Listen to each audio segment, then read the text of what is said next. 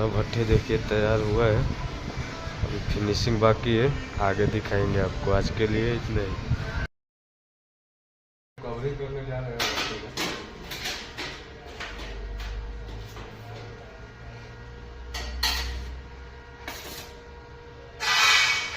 Finally देखिए हमारा हो गया कवरिंग जोड़ के, फाइनल भी सब।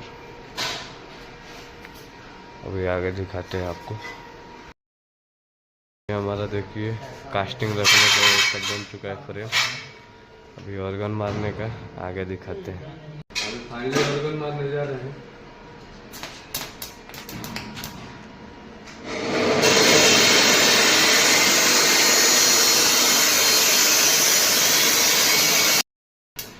देखिए भाई साहब ऑर्गन सीख रहे हैं, एक दिन में डायरेक्ट मारना स्टार्ट।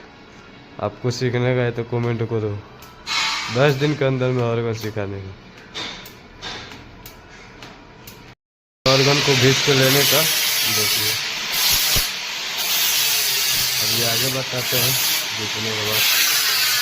हमारा भट्ठी देखिए तैयार हुआ है, अभी फिनिशिंग बाकी है, आगे दिखाएंगे आपको। आज के लिए इतना ही।